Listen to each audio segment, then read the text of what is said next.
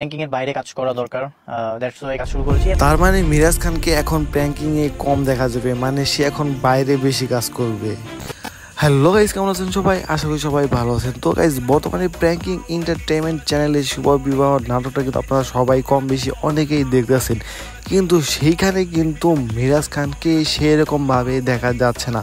বলতে গেলে তাকে দেখা যাচ্ছে একটা সাইড নায়ক বা সাইড হিসাবে, কারণ সেখানে মেন অ্যাক্টিং বা মেন নায়ক হিসাবে যারা অ্যাক্টর হিসাবে অভিনয় করতেছে তারা হচ্ছে সাকিব, আরোহী, রাফসান, স্পৃহা এবং পরবর্তীতে হয়তো শান্তকে দেখা যাবে। তো এইখান থেকে কিন্তু এখন বর্তমান বোঝা যাচ্ছে যে মিরাজ এই নাটকে মেইন অ্যাক্টর হিসাবে থাকতেছে না।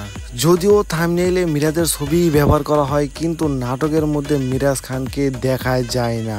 যদিও দেখা যায় তাও খুব অল্প সময়ের জন্য। পারলে থাকে যেও প্রিয়, ছাইরা তো সবাই যায়।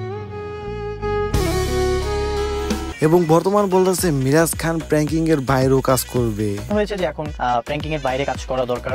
দ্যাটস ওয়াই কাজ শুরু করেছি। এর আগেও আমি শুরু করতে পারতাম, বাট তখন নিজেকে পারফেক্ট মনে করিনি। এখন মনে হয়েছে যে যদি ভালো প্রজেক্ট আমার কাছে আছে তাহলেই কাজ করা যায়। তো শুভ বিবাহ নাটকে মিরাজ খানকে যেভাবে সাইড অ্যাক্টর হিসাবে বোঝা যাচ্ছে, তো এভাবে দেখলে কি আপনারা খুশি হবেন নাকি তাকে মেইন অ্যাক্টর হিসাবে দেখতে চান? তো মিরাজ খানকে নিয়ে আপনাদের কি মতামত অবশ্যই কমেন্ট করে জানিয়ে দিবেন। এবং এদিকে একটা ভিডিও ভাইরাল হয়েছে যে নোবেল বাবা হয়েছে, মানে যেটা কিনা 4 বছর আগে ভাইরাল হয়েছিল যে মিসমি প্রেগনেন্ট, নোবেল বাবা হতে চলেছে, কিন্তু সেইটা হয়েছে 4 বছর পর। এবং এদিকে ট্রেন্ডিং সঙ্গে ডান্স দিয়েছে শায়লা সাথী।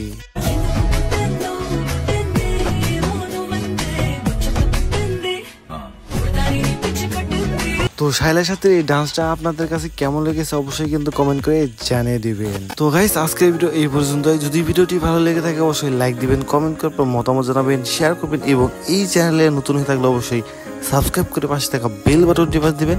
ধন্যবাদ।